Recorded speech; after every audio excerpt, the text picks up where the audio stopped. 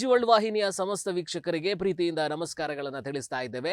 ಪ್ರಸಾದ್ ನೇತ್ರಾಲಯ ಅರ್ಪಿಸುವಂತ ನೇತ್ರಜ್ಯೋತಿ ಕಾರ್ಯಕ್ರಮಕ್ಕೆ ತಮ್ಮೆಲ್ಲರನ್ನ ಪ್ರೀತಿಯಿಂದ ಸ್ವಾಗತಿಸ್ತಾ ಇದ್ದೇವೆ. ಆತ್ಮೀಯರೇ, ಈ ನಮ್ಮ ಪಂಚೇಂದ್ರಿಯಗಳಲ್ಲಿ ನಮ್ಮ ಕಣ್ಣಿಗೆ ನಾವು ಬಹಳ ಮಹತ್ವವನ್ನು ಕೊಡುತ್ತೇವೆ. ನಮ್ಮ ಕಣ್ಣುಗಳಲ್ಲಿ ನಾವು ನೋಡುತ್ತೇವೆ. ಪ್ರತಿಯೊಂದು ಕೆಲಸ ಆಗಬೇಕು ಅಂತಾದರೆ ನಮ್ಮ ಕಣ್ಣುಗಳು ಸ್ಪಷ್ಟವಾಗಿರಬೇಕು, ಸ್ವಚ್ಛವಾಗಿರಬೇಕು ಮತ್ತು ಸರಿಯಾಗಿ ಕಾಣಿಸ್ಬೇಕು. ಕಣ್ಣಿನ ಆರೋಗ್ಯದ ಕುರಿತಾಗಿ ನಾವು ಯಾವಾಗಲೂ ಬಹಳ ಮಹತ್ವವನ್ನು ಕೊಡುತ್ತೇವೆ, ಗಮನ ಕೊಡುತ್ತೇವೆ ಮತ್ತು ಬಹಳ ಜಾಗರೂಕತೆಯಿಂದ ಕಣ್ಣಿನ ಆರೋಗ್ಯದ ಬಗ್ಗೆ ಗಮನ ಕೊಡುತ್ತೇವೆ. ಕಣ್ಣು ಅನ್ನುವಂಥದ್ದು ನಮ್ಮ ದೇಹಕ್ಕೆ ಒಂದು ಬಹಳ ಮುಖ್ಯವಾದಂಥ ಅಂಗ. ನಾವೆಲ್ಲರೂ ಅದನ್ನು ನಂಬ್ತೇವೆ. ಸಾಧಾರಣವಾಗಿ ಒಂದು ಪ್ರಾಯ ಆಗ್ತಾ ಬಂದ ಹಾಗೆ ನಮ್ಮ ದೃಷ್ಟಿ ಮಂಜಾಗುತ್ತೆ ಅನ್ನೋದನ್ನು ನಾವು ನೋಡ್ತೇವೆ. ಮತ್ತು ಬೇರೆ ಬೇರೆ ಕೆಲವೊಂದು ಸತಿ ಬೇರೆ ಬೇರೆ ಕಾಯಿಲೆಗಳಿಂದ ಕಣ್ಣಿನ ಮೇಲೆ ಅದರ ಪ್ರಭಾವ ಬೀರುವಂಥದ್ದು, ಇಫೆಕ್ಟ್ ಆಗುವಂಥದ್ದು, ಇಂಥದ್ದೆಲ್ಲ ನಾವು ಗಮನಿಸ್ತಾ ಇರ್ತೇವೆ. ಇವತ್ತು ಒಂದು ಕಾಯಿಲೆ, ಅದು ನಮ್ಮ ಜೀವನ ಶೈಲಿಯಿಂದಾಗಿ ಬರ್ತಾ ಇರುವಂಥ ಒಂದು ಕಾಯಿಲೆ, ಸಕ್ಕರೆ ಕಾಯಿಲೆ. ಈ ಸಕ್ಕರೆ ಕಾಯಿಲೆಯಿಂದಾಗಿ ಕಣ್ಣಿನ ಮೇಲೆ ಆಗ್ತಾ ಇರುವಂಥ ಪರಿಣಾಮಗಳು, ಇದರ ಬಗ್ಗೆ ನಾವು ನಮ್ಮ ತಜ್ಞ ವೈದ್ಯರ ಜೊತೆಗೆ ಇವತ್ತು ಮಾತಾಡಲಿಕ್ಕಿದ್ದೇವೆ. ನಮ್ಮ ಜೊತೆಗೆ ಡಾಕ್ಟರ್ ಶರತ್ ಎಸ್ ಹೆಗ್ಡೆ ಅವರು ಇದ್ದಾರೆ. ಅವರು ಕಣ್ಣಿನ ನರರೋಗ ತಜ್ಞರು, ಪ್ರಸಾದ್ ನೇತ್ರಾಲಯ ಉಡುಪಿ ಮತ್ತು ಮಂಗಳೂರಲ್ಲಿ ಅವರು ಸೇವೆಯನ್ನು ಸಲ್ಲಿಸ್ತಾ ಇದ್ದಾರೆ. ತಜ್ಞ ವೈದ್ಯರು, ಭಾಳಷ್ಟು ಅನುಭವವಿರು ಈ ಕ್ಷೇತ್ರದಲ್ಲಿ ಮತ್ತು ಇಂಥ ಅನೇಕ ಕೇಸ್ಗಳನ್ನು ಹ್ಯಾಂಡಲ್ ಮಾಡ್ತಾ ಈ ಒಂದು ಫೀಲ್ಡಲ್ಲಿ ತುಂಬ ಪರಿಣಿತಿಯನ್ನು ಪಡ್ಕೊಂಡಂಥ ಡಾಕ್ಟರ್ ಶರತ್ ಎಸ್ ಹೆಗ್ಡೆ ಅವರನ್ನು ಕಾರ್ಯಕ್ರಮಕ್ಕೆ ಪ್ರೀತಿಯಿಂದ ಸ್ವಾಗತಿಸ್ತಾರೆ. ನಮಸ್ಕಾರ ಸರ್. ನಮಸ್ತೆ. ನಿಮ್ಮನ್ನು ಈ ಕಾರ್ಯಕ್ರಮದಲ್ಲಿ ನೋಡಲಿಕ್ಕೆ ಭಾಳ ಖುಷಿ ಆಗ್ತಾ ಇದೆ. ಈ ಒಂದು ಫೀಲ್ಡ್ ಬಗ್ಗೆ ತುಂಬ ಅನುಭವ ಇರುವವರು, ಇಂಥ ಕೇಸ್ಗಳನ್ನು ಬಗ್ಗೆ ಯಾವಾಗಲೂ ನೀವು ಸ್ಟಡಿ ಮಾಡ್ತಾ ಇರುವವರು. ಸೊ ಕಣ್ಣು ಅನ್ನುವಂಥದ್ದು ನಾನು ಆಗಲೇ ಹೇಳಿದಾಗ ನಮಗೆ ದೇಹದ ಒಂದು ಬಹಳ ಪ್ರಮುಖವಾದಂಥ ಭಾಗ. ಈ ಕಣ್ಣು ನಮಗೆ ಕಣ್ಣು ಅನ್ನುವಂಥದ್ದು ಒಂದು ಅಂಗ ಆದರೆ ಈ ಕಣ್ಣಿನ ಒಳಗೆ ಅನೇಕ ಭಾಗಗಳಿರ್ತದೆ. ಸೊ ಕಣ್ಣಿನ ವಿವಿಧ ಭಾಗಗಳನ್ನು ಒಬ್ಬರು ತಜ್ಞ ವೈದ್ಯರು ನೀವು ತಿಳಿಸ್ತಾ ಬಂದರೆ ನಮಗೆ ಅನುಕೂಲ ಆಗ್ತದೆ. ಕಣ್ಣು ಅಂದ ತಕ್ಷಣ ನಮಗೆ ಮುಖ್ಯವಾಗಿ ಎಲ್ಲರಿಗೂ ಗೊತ್ತಾಗೋದು ಕಣ್ಣು ನಮಗೆ ನೋಡ್ತದೆ, ಅದು ಕಣ್ಣಿನಲ್ಲಿ ಒಂದು ಲೆನ್ಸ್ ಅಂತ ಇರ್ತದೆ, ಅದರಿಂದ ಕಣ್ಣು ನೋಡ್ತದೆ ಅಂತ ಎಲ್ಲರಿಗೂ ಅನಿಸ್ತದೆ. ಆದ್ರೆ ಕಣ್ಣಿನಲ್ಲಿ ಬಹಳಷ್ಟು ವಿಭಾಗಗಳಿದೆ. ಅದರಲ್ಲಿ ಮೊದಲನೇದು, ನೀವು ಕಣ್ಣಿನ ಮುಂದೆ ನಿಮ್ಗೆ ಕಪ್ಪು ನೋಡ್ತೀರಲ್ಲ, ಅದು ನಾವು ಅದಕ್ಕೆ ಕಾರ್ನಿಯಾ ಅಂತ ಹೇಳ್ತೇವೆ. ಅದೇ ರೀತಿ ಕಣ್ಣಿನ ಒಳಗಡೆ ಒಂದು ಚಿಕ್ಕ ಪಾಪಿ ಇರ್ತದೆ. ಅದು ನೀವು ಎಕ್ಸಾಂಪಲ್ ಕೊಡಬೇಕು ಅಂತಂದ್ರೆ, ನೀವು ಕ್ಯಾಮ್ರಾ ತಗೊಂಡ್ರೆ ಯಾವುದೇ ಕ್ಯಾಮ್ರಾದಲ್ಲಿ ಮುನ್ಗಡೆ ಒಂದು ಗ್ಲಾಸ್ ಬರ್ತದೆ, ಅದಾದ್ಮೇಲೆ ಅದಕ್ಕೆ ಸಣ್ಣ ಅಪರ್ಚರ್ ಇಂದ ಲೈಟ್ ಹೇಗೆ ಒಳಗೆ ಹೋಗ್ತದೆಯೋ ಅದೇ ರೀತಿ ಕಣ್ಣಿನ ಒಳಗಡೆ ಪ್ಯೂಪಿಲ್ ಅಂತ ಹೇಳ್ತೇವೆ. ಆ ಪ್ಯೂಪಿಲ್ ಇಂದ ಕಣ್ಣಿನ ಒಳಗಡೆ ಲೈಟ್ ಹೋಗ್ತದೆ. ಅದೇ ತರ ಅದ್ರ ಹಿಂದಿನ ಭಾಗ ಲೆನ್ಸ್. ಅದು ಲೆನ್ಸ್ ಹೇಗೆ ಅಂದ್ರೆ, ಕ್ಯಾಮ್ರಾದಲ್ಲಿ ನಾವು ಅಡ್ಜಸ್ಟ್ ಮಾಡ್ತೇವಲ್ಲ ಲೈಟ್ ಅನ್ನ, ನಾವು ಹತ್ರದ ದೂರದ ಅಡ್ಜಸ್ಟ್ ಮಾಡೋ ತರನೇ ಕಣ್ಣಿನಲ್ಲಿ ಕೂಡ ಅದೇ ತರದ ಲೆನ್ಸ್ ಇರ್ತದೆ, ಅದಕ್ಕೆ ನಾವು ಲೆನ್ಸ್ ಅಂತ ಹೇಳ್ತೇವೆ. ಅದ್ರ ಹಿಂದ್ಗಡೆಯ ಭಾಗ ಕಣ್ಣಿನ ಲೆನ್ಸಿಗೆ ಸಪೋರ್ಟ್ ಕೊಡೋದಕ್ಕೆ ಒಂದು ವಿಟ್ರೇಸ್ ಅಂತ ಜೆಲ್ಲಿ ತರ ಬರ್ತದೆ. ಅದ್ರ ಹಿಂದಿನ ಭಾಗ ಕಣ್ಣಿನ ನರ. ಈ ನರ ಅನ್ನೋದು ಏನಿದೆ, ಅದು ಒಂದು ಫುಲ್ ಫ್ಲಾಟ್ ತರ ಇರ್ತದೆ. ಈ ತರ ಹಿಂದಿನ ಭಾಗ ನಾವ್ ಯಾವ್ದೇ ಏನೇ ನೋಡಿದ್ರು ಕೂಡ ಈ ಕಣ್ಣಿನ ಮೂಲಕ ಏನು ಲೈಟ್ ಹೋಗ್ತದೆಯೋ ನರಕ್ಕೆ ತಾಗ್ಬೇಕು. ನರಕ್ಕೆ ತಾಗ್ಲಿಲ್ಲ ಅಂತಂದ್ರೆ ನಾವ್ ಏನೇ ನೋಡಿದ್ರು ಕೂಡ ಕಾಣೋದಿಲ್ಲ. ಈ ನರಕ್ಕೆ ಮುಟ್ಟಿದ ಮೇಲೆ ಈ ನರದಿಂದ ಮೆದುಳಿಗೆ ಹೋಗ್ಬೇಕು. ಈಗ ಹೇಗೆ ನಾವು ಕೈ ಅಲ್ಲಾಡಿಸ್ಬೇಕು ಅಂತಂದ್ರೆ, ಕೈನಲ್ಲಿ ಬರೀ ಕೈ ಸರಿ ಇದ್ರೆ ಆಗೋದಿಲ್ಲ, ಮೆದುಳು ಕೈ ಎತ್ತಬೇಕು ಅಂತ ಹೇಳ್ಬೇಕಲ್ಲ. ಅದೇ ತರ ಕಣ್ಣು ನೋಡ್ಬೇಕು ಅಂತಂದ್ರೆ ಕಣ್ಣಿನಿಂದ ಮೆದುಳಿಗೆ ಮುಟ್ಟಬೇಕು. ನಾವು ಅದಕ್ಕೆ ಆಪ್ಟಿಕ್ ನರ್ವ್ ಅಂತ ಹೇಳ್ತೇವೆ. ಹೀಗೆಲ್ಲ ಭಾಗಗಳು ಸರಿ ಇದ್ರೆ ಮಾತ್ರ ನಮ್ಗೆ ದೃಷ್ಟಿ ಸರಿ ಇರ್ತದೆ. ಸೊ ಈಗಿನ ಕಾಲದಲ್ಲಿ ಹೇಗೆ ಅಂದ್ರೆ, ಟೆಕ್ನಾಲಜಿ ಎಷ್ಟು ಅಡ್ವಾನ್ಸ್ ಆಗಿದೆ ಅಂತಂದ್ರೆ, ಒಂದೊಂದು ಭಾಗಕ್ಕೆ ಒಬ್ಬೊಬ್ರು ಸ್ಪೆಷಲಿಸ್ಟ್ ಗಳಿದ್ದಾರೆ ಈಗ. ಫಾರ್ ಎಕ್ಸಾಂಪಲ್, ಕಪ್ಪು ಗುಡ್ಡೆಯ ಭಾಗದಲ್ಲಿ ಏನಾದ್ರು ಸಮಸ್ಯೆಗಳು ಬಂದ್ರೆ ನಾವು ಅದಕ್ಕೆ ಕಾರ್ನಿಯಾ ಸ್ಪೆಷಲಿಸ್ಟ್ ಅಂತ ಹೇಳ್ತೇವೆ. ಲೆನ್ಸಿನ ಅದಕ್ಕೆ ಫೇಕೋ ರಿಫ್ರಾಕ್ಟಿವ್ ಅಂತ ಹೇಳ್ತೇವೆ. ಅದೇ ರೀತಿ ರೆಟಿನಾದಲ್ಲಿ ಪ್ರಾಬ್ಲಮ್ ಬಂದ್ರೆ ನಾವು ಅದಕ್ಕೆ ರೆಟಿನಾ ಸ್ಪೆಷಲೈಸೇಷನ್ ಅಂತ ಹೇಳ್ತೇವೆ. ಅದೇ ತರ ಕಣ್ಣಿನಿಂದ ಆಪ್ಟಿಕ್ ನರ್ವ್ ಮತ್ತೆ ಮೆದುಳಿಗೆ ಎಫೆಕ್ಟ್ ಆಗಿದ್ದಾದ್ರೆ ನ್ಯೂರೋ ಆಫ್ಥಮಲಜಿ ಅಂತ ಹೇಳ್ತೇವೆ. ಆ ತರ ಕಣ್ಣಿನಲ್ಲೇ ಇವಾಗ ತುಂಬಾ ವಿಧಾನಗಳು ಬಂದ್ಬಿಟ್ಟಿದೆ. ಅಂದ್ರೆ ಇವತ್ತಿನ ಟೆಕ್ನಾಲಜಿ ತುಂಬಾ ಅಡ್ವಾನ್ಸ್ ಆಗಿರೋದ್ರಿಂದ ಪ್ರತಿಯೊಂದು ಸಣ್ಣ ಸಣ್ಣ ಹಂತಗಳೇನಿದೆ ಅದಕ್ಕೆ ಪ್ರತಿಯೊಬ್ಬರು ಸ್ಪೆಷಲಿಸ್ಟ್ಗಳಿದ್ದಾರೆ ಅನ್ನುವಂಥದ್ದನ್ನು ಡಾಕ್ಟರ್ ಹೇಳ್ತಾರೆ. ಸರ್, ನೀವು ಅಲ್ಲಿ ಮಾತಾಡ್ತಾ ಈ ರೆಟಿನಾ ಅನ್ನುವಂಥದ್ದನ್ನ ಒಂದು ಮೆನ್ಷನ್ ಮಾಡಿದ್ರಿ. ಈ ರೆಟಿನಾ ಅಂದ್ರೆ ಏನು ಎಕ್ಸಾಕ್ಟ್ಲಿ ಅಂತ? ಸೊ ಸಿಂಪಲ್ ಆಗಿ ಹೇಳ್ಬೇಕು ಅಂತಂದ್ರೆ, ಕಣ್ಣಿನ ನರ. ಸೊ ಈ ನರ ಅನ್ನೋದು ಏನಿದೆ, ಹೇಗೆ ನಮ್ಮ ಮೆದುಳಿನ ಮುಂಭಾಗ.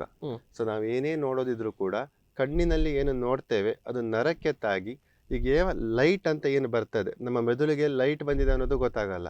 ಅದಕ್ಕೆ ಎಲೆಕ್ಟ್ರಿಕಲ್ ಇಂಪಲ್ಸ್ ಆಗಿ ಹೋದ್ರೆ ಮಾತ್ರ ಅಲ್ಲಿ ಏನಿದೆ ಅನ್ನೋದು ಗೊತ್ತಾಗುವಂಥದ್ದು. ಸೊ ಕಣ್ಣಿನ ನರ ಏನ್ ಮಾಡ್ತದೆ, ಆ ಲೈಟ್ ಬಂದಿರೋದನ್ನ ಪ್ರೊಸೆಸ್ ಮಾಡಿ ಆ ಎಲೆಕ್ಟ್ರಿಕಲ್ ಸಿಗ್ನಲ್ ನ ಮೆದುಳಿಗೆ ಕಳಿಸ್ತದೆ. ಇದಕ್ಕೆ ನಾವು ರೆಟಿನಾ ಅಂತ ಹೇಳ್ತೇವೆ. ಸೊ ರೆಟಿನಾ ಅಂತ ಹೇಳಿದ್ರೆ ನರ ಇರೋ ಕಣ್ಣಿನ ನರ. ಸರಿ, ಈಗ ನಾನು ಆಗ್ಲೇ ಮೆನ್ಷನ್ ಮಾಡಿದಂತ ಆ ಟಾಪಿಕ್ ವಿಚಾರಕ್ಕೆ ಬರೋದಾದ್ರೆ, ಈ ಸಾಧಾರಣವಾಗಿ ಡಯಾಬಿಟೀಸ್ ಅನ್ನುವಂಥದ್ದು ಒಂದು ಕಾಲಕ್ಕೆ ಶ್ರೀಮಂತರ ಕಾಯಿಲೆ ಅಂತ ಹೇಳ್ತಾ ಇದ್ದಂಥ ಡಯಾಬಿಟೀಸು ಇವತ್ತು ಜನಸಾಮಾನ್ಯರಿಗೆ ಎಲ್ರಿಗೂ ಕೂಡ ಈ ಕಾಯಿಲೆ ಹಬ್ತಾ ಇದೆ. ನಮ್ಮ ಜೀವನ ಶೈಲಿ ತುಂಬ ಬದಲಾಗ್ತಾ ಇದೆ. ನಾವು ತೆಗೆದುಕೊಳ್ಳುವಂಥ ಫುಡ್ ಆಗಿರ್ಬೋದು ಅಥವಾ ಬೇರೆ ಬೇರೆ ಕಾರಣಗಳಿಂದಾಗಿ ಡಯಾಬಿಟೀಸ್ ಬರ್ತಾ ಇದೆ. ಸೊ ಡಯಾಬಿಟೀಸ್ನ ಒಂದು ಎಫೆಕ್ಟ್ ಕಣ್ಣಿನ ಮೇಲೆ ಯಾವಾಗಲೂ ಬೀಳುತ್ತೆ ಅನ್ನೋದನ್ನು ನಾವು ಕೇಳಿದ್ದೇವೆ. ಸಾಧಾರಣವಾಗಿ ಡಯಾಬಿಟೀಸಿಂದ ಕಣ್ಣಿನ ಮೇಲೆ ಯಾವ ತೊಂದರೆಗಳೆಲ್ಲ ಆಗುತ್ತೆ ಅಂತ? ಈ ಇತ್ತೀಚೆಗೆ ನಾನು ನನ್ನ ಹತ್ರ ಪೇಷಂಟ್ಸ್ಗಳು ಬಂದಾಗ ನಾನು ಡಯಾಬಿಟಿಸ್ ಇಲ್ಲ ಅಂತಂದ್ರೆ ನನಗೆ ಆಶ್ಚರ್ಯ ಆಗ್ತದೆ. ಈಗ ಆ ತರ ಪರಿಸ್ಥಿತಿ ಬಂದಿದೆ. ಮೇ ಬಿ ತುಂಬಾ ರೀಸನ್ಸ್ಗಳಿದೆ, ಅದನ್ನ ಇದಿಲ್ಲ. ಬಟ್ ಡಯಾಬಿಟಿಸ್ ಇಂದ ಕಣ್ಣಿನ ಎಲ್ಲ ಭಾಗಕ್ಕೂ ಎಫೆಕ್ಟ್ ಆಗ್ತದೆ. ಕಪ್ಪು ಗುಂಡಿಂದ ಹಿಡಿದು ಹಿಂದ್ಗಡೆ ನರದವರೆಗೂ ಎಫೆಕ್ಟ್ ಆಗ್ತದೆ. ತುಂಬಾ ಕಾಮನ್ ಆಗಿ ನಾವು ನೋಡುವಂಥದ್ದು ಈ ಡಯಾಬಿಟಿಸ್ ಅನ್ನೋದು ಏನಿದೆ, ಅರ್ಲಿ ಸ್ಟೇಜ್ ಅಲ್ಲಿ ನಿಮ್ಗೆ ಏನೂ ಪ್ರಾಬ್ಲಮ್ ಇರೋದಿಲ್ಲ. ಅಂಟಿಲ್ ಅದು ಒಂದು 5 ವರ್ಷ 6 ವರ್ಷ ಯಾವಾಗ ಶುಗರ್ ಕಂಟ್ರೋಲ್ ನಲ್ಲಿ ಇರೋದಿಲ್ವೋ ಅವಾಗ ಕಣ್ಣಿನಲ್ಲಿ ಎಲ್ಲಾ ಭಾಗಕ್ಕೂ ಅದು ಎಫೆಕ್ಟ್ ಆಗೋದಕ್ಕೆ ಸ್ಟಾರ್ಟ್ ಆಗ್ತದೆ. ಸೊ ಎಫೆಕ್ಟ್ ಅಂದ್ರೆ ಏನ್ ಬರ್ಬೋದು, ತುಂಬಾ ಸಿಂಪಲ್ ಆಗಿ ಹೇಳ್ಬೇಕು ಅಂದ್ರೆ ಕಣ್ಣು ಡ್ರೈ ಆಗೋದಕ್ಕೆ ಸ್ಟಾರ್ಟ್ ಆಗ್ತದೆ. ಒಬ್ಬೊಬ್ರಿಗೆ ಕಣ್ಣಿನಲ್ಲಿ ಏನಾದ್ರು ಓದ್ಬೇಕಿದ್ರೆ ಕಣ್ಣಲ್ಲಿ ನೀರು ಜಾಸ್ತಿ ಬರೋದು, ಕಣ್ಣು ಉರಿ ಬರೋ ಅಂತದ್ದು ಆಗುವಂಥದ್ದು ಡ್ರೈ ಐ ಅಂತ ಹೇಳ್ತೇವೆ ನಾವು ಅದಕ್ಕೆ. ಅದು ತುಂಬಾ ಕಾಮನ್ ಆಗಿ ನೋಡ್ತೇವೆ. ಎರಡನೇದು ನಾವು ನೋಡುವಂಥದ್ದು ಕಣ್ಣಿನಲ್ಲಿ ಪೊರೆ ಬರುವಂತದ್ದು. ಈಗ ನಾರ್ಮಲ್ ಆಗಿ ನಾವು ಪೊರೆ ಅಂದ ತಕ್ಷಣ 60-70 ವರ್ಷದ ನಂತರ ಪೊರೆ ಬರ್ತಾ ಇದೆ ಅಂತ ಏಜ್ ಆದ್ಮೇಲೆ ಅಂತ. ಬಟ್ ಶುಗರ್ ಅನ್ಕಂಟ್ರೋಲ್ಡ್ ಇದ್ದಾಗ ಪೊರೆ ಅನ್ನೋದು ಏನಿದೆ ತುಂಬಾ ಬೇಗ ಬಂದ್ಬಿಡ್ಬೋದು. ಸೊ ಅವಾಗ ಅವರಿಗೆ ಬೇಗ ಆಪರೇಷನ್ ಬೇಕಾಗೋ ಪರಿಸ್ಥಿತಿ ಬರ್ಬೋದು. ಮೂರನೇದು ತುಂಬಾ ಕಾಮನ್ ಆಗಿ ನಾವು ನೋಡುವಂತದ್ದು ಡಯಾಬಿಟಿಕ್ ರೆಟಿನೋಪತಿ ಅಂತ ಹೇಳ್ತೇವೆ. ಅಂದ್ರೆ ಏನಾಗ್ತದೆ, ಕಣ್ಣಿನ ನರಕ್ಕೆ ನಿಧಾನವಾಗಿ ಎಫೆಕ್ಟ್ ಆಗೋದಕ್ಕೆ ಸ್ಟಾರ್ಟ್ ಆಗ್ತದೆ. ಸೊ ಅವರಿಗೆ ಲಾಸ್ಟ್ ಸ್ಟೇಜ್ ವರೆಗೂ ಅವರಿಗೆ ಏನೂ ವ್ಯತ್ಯಾಸ ಗೊತ್ತಾಗಲ್ಲ, ಬಟ್ ಕಣ್ಣಿನ ಒಳಗಡೆ ತನ್ನಾರೇ ಎಫೆಕ್ಟ್ ಆಗ್ತಾ ಇರ್ತದೆ. ಅದು ಹೇಗೆ ನಾವು ಹೇಳ್ತೇವಲ್ಲ, ಶುಗರ್ ಇಂದ ಕಿಡ್ನಿಗೆ ಎಫೆಕ್ಟ್ ಆಗ್ಬೋದು, ಹಾರ್ಟಿಗೆ ಎಫೆಕ್ಟ್ ಆಗ್ಬೋದು, ಅದೇ ತರ ಕಣ್ಣಿನ ನರಕ್ಕೂ ಕೂಡ ಎಫೆಕ್ಟ್ ಆಗ್ಬೋದು. ಇನ್ನೂ ಒಂಥರದ ಸಮಸ್ಯೆ ಬರ್ತದೆ, ಗ್ಲಾಕೋಮಾ ಅಂತ ಹೇಳ್ತೇವೆ. ಈಗ ನಾರ್ಮಲ್ ದೇಹದಲ್ಲಿ ಹೇಗೆ BP ಜಾಸ್ತಿ ಆಗ್ತದೆ ಅಲ್ಲ, ಅದೇ ತರ ಕಣ್ಣಿನ ಒಳಗಡೆ ಕೂಡ BP ಜಾಸ್ತಿ ಆಗ್ತದೆ ಅಂತ ಹೇಳ್ತೇವೆ. ಅಂದ್ರೆ ಕಣ್ಣಿನಲ್ಲಿ ಇಂಟ್ರಾಆಕ್ಯುಲರ್ ಪ್ರೆಷರ್ ಅಂತ ಇರ್ತದೆ. ಈ ಇಂಟ್ರಾಆಕ್ಯುಲರ್ ಪ್ರೆಷರ್ ಜಾಸ್ತಿ ಆದಾಗ ಕಣ್ಣಿನ ನರಕ್ಕೆ ಆಪ್ಟಿಕ್ ನರ್ವ್ಗೆ ಎಫೆಕ್ಟ್ ಆಗೋದಕ್ಕೆ ಸ್ಟಾರ್ಟ್ ಆಗ್ತದೆ. ನಾವು ಇದಕ್ಕೆ ಗ್ಲಾಕೋಮಾ ಅಂತ ಹೇಳ್ತೇವೆ. ಶುಗರ್ ಇಂದ ಈ ಎಲ್ಲಾ ಸಮಸ್ಯೆಗಳು ಬರೋ ಸಾಧ್ಯತೆಗಳು ಇರ್ತದೆ. ಅಂದರೆ 4 ಮೇಜರ್ ಸಮಸ್ಯೆಗಳು ಬರುತ್ತೆ ಅನ್ನುವಂಥದ್ದು. ಅಂದರೆ ಇಲ್ಲಿ ಈಗ ನೀವು ಹೇಳಿದ್ರಲ್ಲ ಒಂದು ಪಾಯಿಂಟ್, ಅಲ್ಲಿ ಈಗ ಅರ್ಲಿ ಸ್ಟೇಜಲ್ಲಿ ನಮಗೆ ಇದು ಎಫೆಕ್ಟ್ ಆಗೋದಿಲ್ಲ ಅಂತ. ಅಂದರೆ ಈ ಅರ್ಲಿ ಸ್ಟೇಜಲ್ಲಿ ನಾವು ಇದನ್ನು ಕಂಟ್ರೋಲಿಗೆ ತಗೊಂಡ್ಬಂದರೆ ಈ ಲೆವೆಲ್ವರೆಗೆ ಹೋಗೋದಿರೋ ಹಾಗೆ ಮಾಡ್ಬೋದಾ? ಅರ್ಲಿ ಸ್ಟೇಜ್ ಅಲ್ಲಿ ದೃಷ್ಟಿಗೆ ಎಫೆಕ್ಟ್ ಆಗೋದಿಲ್ಲ ಅಂತ ನಾನು ಅದೇ ದೃಷ್ಟಿಗೆ. ಹೌದು, ಅರ್ಲಿ ಸ್ಟೇಜ್ ಅಲ್ಲಿ ನಾವು ಏನಾದ್ರು ಇದನ್ನ ಕಣ್ಣು ಹಿಡಿದ್ರೆ ಡೆಫಿನೆಟ್ ಆಗಿ ದೃಷ್ಟಿಯನ್ನ ಉಳಿಸಬಹುದು. ಹೌದು, ಈಗ ಏನಾಗಿದೆ ಪ್ರಪಂಚದಲ್ಲಿ ಅಂತಂದ್ರೆ, ಈಗ ನಮ್ಮ ಕಣ್ಣಿನ ದೃಷ್ಟಿ ಏನ್ ಕಳ್ಕೊತೇವಲ್ಲ ಅದೆಲ್ಲ 2 ತರದ್ ಹೇಳ್ತೇವೆ. ಒಂದು ಪ್ರಿವೆಂಟಬಲ್ ವಿಷನ್ ಲಾಸ್ ಆರ್ ನಾನ್ ಪ್ರಿವೆಂಟಬಲ್ ವಿಷನ್ ಲಾಸ್ ಅಂತ. ಅಂದ್ರೆ ಪ್ರಿವೆಂಟಬಲ್ ಅಂದ್ರೆ ನಾವ್ ಅದನ್ನ ತಡೆ ಹಿಡಿಬಹುದಂತಹ ವಿಷನ್ ಲಾಸ್ ಅಂತ ಹೇಳಿ. ಅದರಲ್ಲಿ ಈ ಶುಗರ್ ಇಂದ ಏನ್ ಸಮಸ್ಯೆ ಬರ್ತದೆ ಅದು ಮೊದಲನೇ ಪೊಸಿಷನ್ ಅಲ್ಲಿ ಇದೆ. ಇದನ್ನ ನಾವು ತಂದ್ಕೊಂಡಿರೋದು ಎಕ್ಸಾಕ್ಟ್ಲಿ. ಸೊ ಇದನ್ನ ನಾವು ಕಂಟ್ರೋಲ್ ಮಾಡಿದ್ರೆ, ಶುಗರ್ ಅನ್ನ ನಾವು ಮುಂಚಿಂದನೂ ಒಳ್ಳೆ ಚೆನ್ನಾಗಿ ಕಂಟ್ರೋಲ್ ನಲ್ಲಿ ಇದ್ರೆ 90% ಭಾಗ ಕಣ್ಣಿನಲ್ಲಿ ಸಕ್ಕರೆ ಕಾಯಿಲೆಯಿಂದ ಆಗೋ ಸಮಸ್ಯೆನ ನಾವು ತಡೆ ಹಿಡಿಬಹುದು. ಓಕೆ ಈ ಸರಿ, ಈಗ ಹಾಗಾದ್ರೆ ಈ ಬೇರೆ ಬೇರೆ ಹಂತಗಳಲ್ಲಿ ಈ ರೆಟಿನೋಪತಿ ಅನ್ನುವಂಥದ್ದು ಒಂದು ನೀವು ಹೇಳಿದ್ರೆ ಬಹುಶಃ ಹೆಚ್ಚು ನಾವು ಗಮನಿಸ್ತಾ ಇರುವಂಥದ್ದು, ಸ್ವಲ್ಪ ವಿಸ್ತೃತವಾಗಿ ಇದ್ರ ಬಗ್ಗೆ ಹೇಳೋದಾದ್ರೆ? ಡಯಾಬಿಟಿಕ್ ರೆಟಿನೋಪತಿ ಅಂತ ಏನು ಹೇಳ್ತೇವೆ, ಇದು ಹೇಗೆ ಯಾವಾಗ ನಮ್ಮ ಸಕ್ಕರೆ ಕಾಯಿಲೆ ಈಗ ಒಂದು ವರ್ಷದಿಂದ ಇದೆ, 2 ವರ್ಷದಿಂದ ಹೇಗೆ ಅದು ನಿಧಾನವಾಗಿ ನಾವು ವರ್ಷ ಜಾಸ್ತಿ ಆಗ್ತಾ ಹೋಗ್ತದೆಯೋ ಅದೇ ತರ ಕಣ್ಣಿನಲ್ಲಿ ವೇರಿಯಸ್ ಸ್ಟೇಜಸ್ ಅಂತ ಹೇಳ್ತೇವೆ. ಅದು ಕಣ್ಣಿನ ನರಕ್ಕೆ ಎಫೆಕ್ಟ್ ಆಗ್ತದೆ. ಸೊ ಸ್ಟಾರ್ಟಿಂಗು ಸ್ವಲ್ಪನೇ ಎಫೆಕ್ಟ್ ಆಗ್ತದೆ, ಕಣ್ಣಿನಲ್ಲಿ ಚಿಕ್ಕ ಚಿಕ್ಕ ಬ್ಲೀಡಿಂಗ್ ಡಾಟ್ಗಳು ಸ್ಟಾರ್ಟ್ ಆಗ್ತದೆ. ಸೊ ನಿಧಾನವಾಗಿ ಅದು ಬ್ಲೀಡಿಂಗ್ ಡಾಟ್ಗಳಾಗಿ ಅಲ್ಲೇ ಕಣ್ಣಿನ ನರದಲ್ಲಿ ಡಾಟ್ಗಳು ಬ್ಲೀಡಿಂಗ್ಗಳು ಜಾಸ್ತಿ ಆಗ್ತಾ ಹೋಗ್ತದೆ ನರದಲ್ಲಿ. ಅದು ಮೈಲ್ಡ್ ಅಂತ ಹೇಳ್ತೇವೆ. ನಾನ್ ಪ್ರಾಲಿಫರೇಟಿವ್ ಡಯಾಬಿಟಿಕ್ ರೆಟಿನೋಪತಿ ಅಂತ ನಾವು ಇದಕ್ಕೆ ಇಂಗ್ಲಿಷ್ ಅಲ್ಲಿ ಹೇಳುವಂತದ್ದು. ಸೊ ಈ ನಿಧಾನವಾಗಿ ಕಣ್ಣಿನಲ್ಲಿ ಬ್ಲೀಡಿಂಗ್ ಡಾಟ್ಗಳು ಸ್ಟಾರ್ಟ್ ಆಗಿದ್ದು ನಿಧಾನವಾಗಿ ಜಾಸ್ತಿ ಆಗ್ತಾ ಹೋಗ್ತದೆ. ಮೈಲ್ಡ್, ಮಾಡರೇಟ್, ಸಿವಿಯರ್ ನಾನ್ ಪ್ರಾಲಿಫರೇಟಿವ್ ಡಯಾಬಿಟಿಕ್ ರೆಟಿನೋಪತಿ ಅಂತ ನಾವು ಅದಕ್ಕೆ ಹೇಳ್ತೇವೆ. ಈ ಸಿವಿಯರ್ ನಾನ್ ಪ್ರಾಲಿಫರೇಟಿವ್ ಡಯಾಬಿಟಿಕ್ ರೆಟಿನೋಪತಿ ಬರೋವರೆಗೂ ಕಣ್ಣಿನಲ್ಲಿ ಅವರಿಗೆ ದೃಷ್ಟಿನಲ್ಲಿ ಯಾವುದೇ ರೀತಿಯಂತಹ ಸಮಸ್ಯೆ ಇರೋದಿಲ್ಲ. ಇನ್ನೂ ಒಂಥರದ ಅದೇ ಜೊತೆಗೆ ಆಗ್ಬೇಕಿದ್ರೆ ಏನಾಗ್ತದೆ, ಕಣ್ಣಿನ ನರ ನೀರ್ ಲೀಕೇಜ್ ಆಗೋದಕ್ಕೆ ಸ್ಟಾರ್ಟ್ ಆಗ್ತದೆ.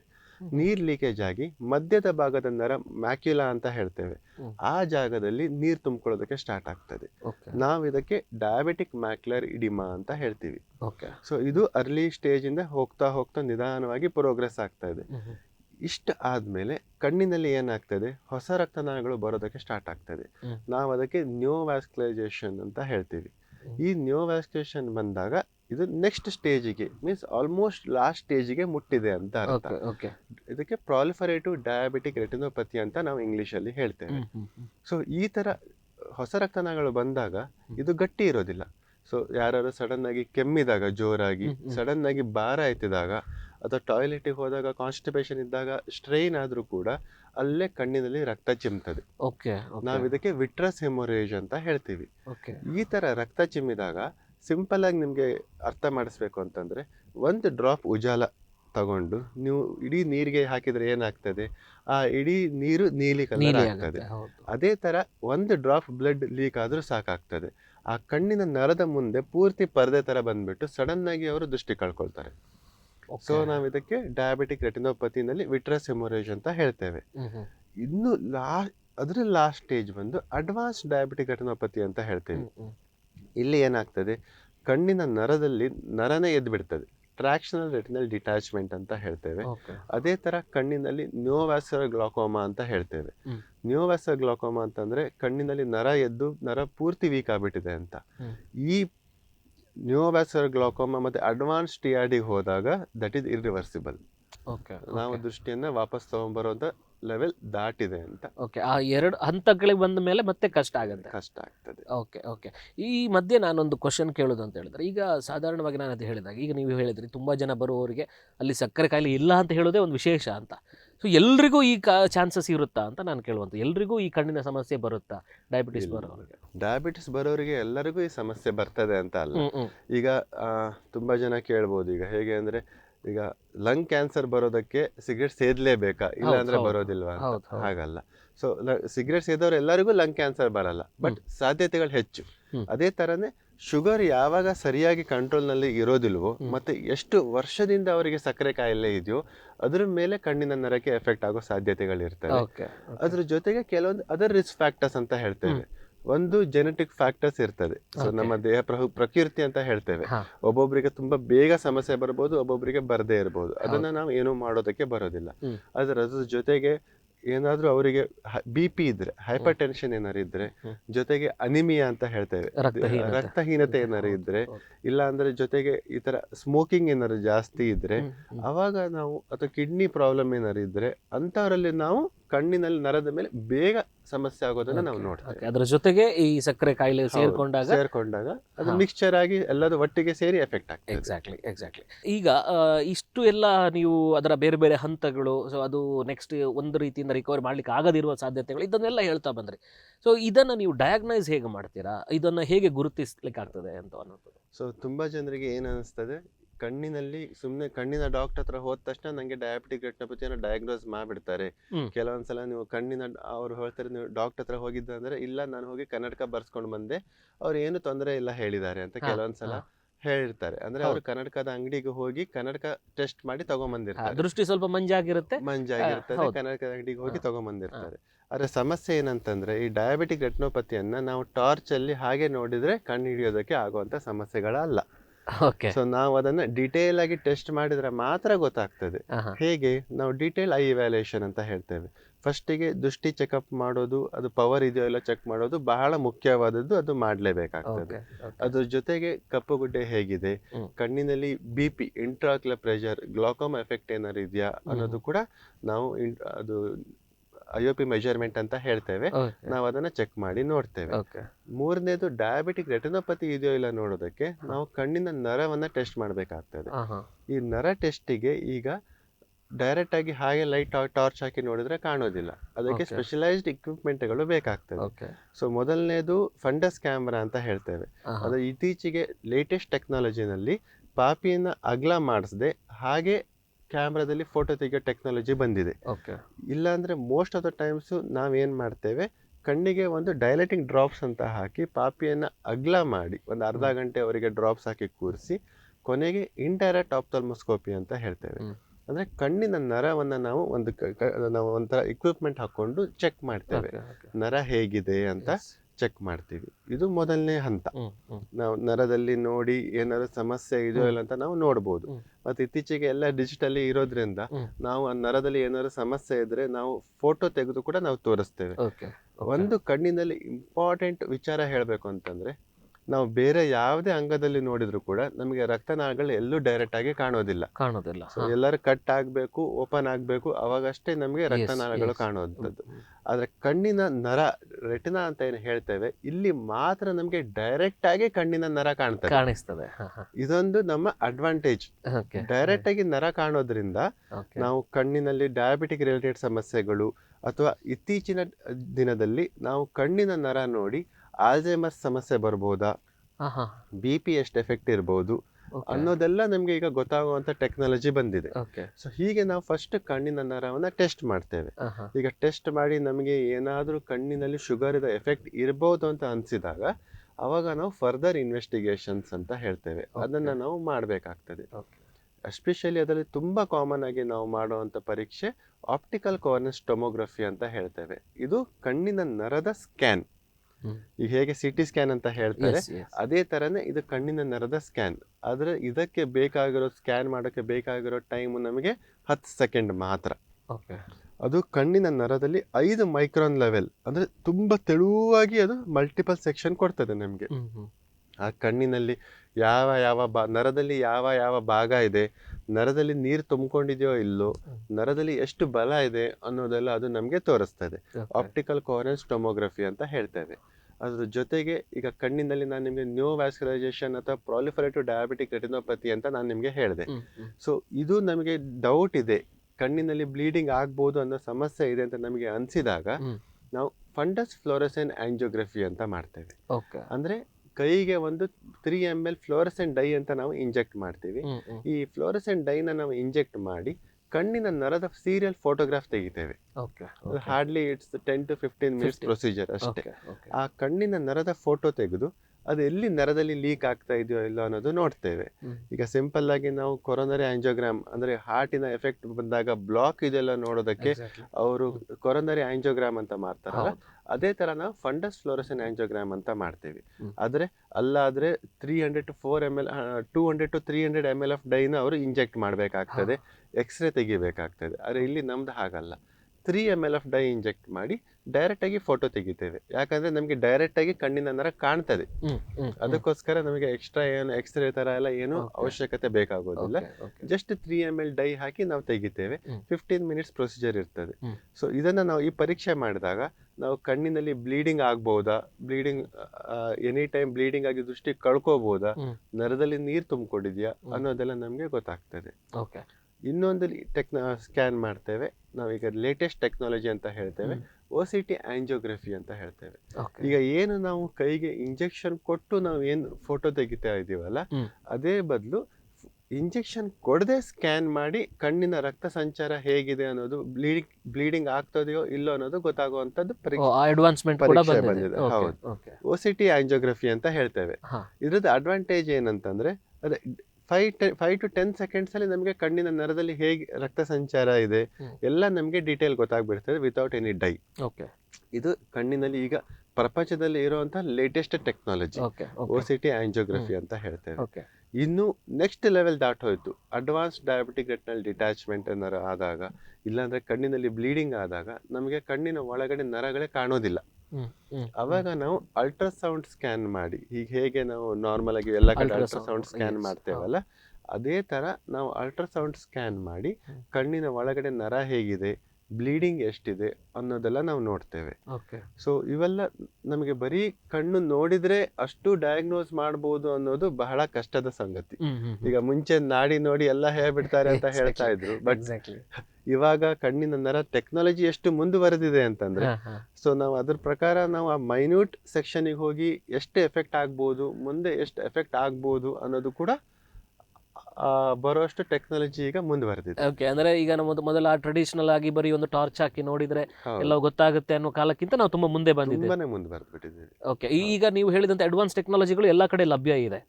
ಮೆಜಾರಿಟಿ ಜಾಗದಲ್ಲಿ ಲಭ್ಯ ಇದೆ. ಎಲ್ಲ ನಮ್ಮ ಕಡೆಗಳಲ್ಲಿ? ಆಸ್ಪತ್ರೆಯಲ್ಲಿ ಎಲ್ಲ ಲಭ್ಯ ಇದೆ. ಓಕೆ ಅದು OCT ಆಂಜಿಯೋಗ್ರಫಿ ಅಂತಾನು ನಾವು ಮಾಡಿ ನೋಡ್ತೇವೆ ಬೇಕಾದಾಗ. ಓಕೆ ಓಕೆ ಓಕೆ ಸೊ ಅಂದರೆ ಇಲ್ಲಿ ನಾವು ಅರ್ಥ ಮಾಡ್ಕೊಳ್ಬೇಕಾದ ಸಂಗತಿ ಏನು ಅಂತ ಹೇಳಿದರೆ, ನಮ್ಮ ಕಣ್ಣಿನ ಸೂಕ್ಷ್ಮ ಜಾಗಗಳು ಅಲ್ಲೊಂದು ಅಡ್ವಾಂಟೇಜ್ ಇದೆ ಅಂತ ಅವ್ರು ಹೇಳಿದ್ರು. ಏನಂತ ಹೇಳಿದ್ರೆ, ಯಾವ ಭಾಗಗಳಲ್ಲೂ ನಮ್ಮ ವೇನ್ಸ್ಗಳನ್ನು, ನರಗಳನ್ನು ನೋಡ್ಲಿಕ್ಕಾಗೋದಿಲ್ಲ ನೇರವಾಗಿ. ಆದರೆ ಕಣ್ಣಿಗೆ ಅಂತ ಬಂದಾಗ ಕಣ್ಣಿನಲ್ಲಿ ನರಗಳು ಕಾಣಿಸುವಂಥದ್ದು ಒಂದು ಲೆವೆಲ್ಗೆ ಅಡ್ವಾಂಟೇಜ್.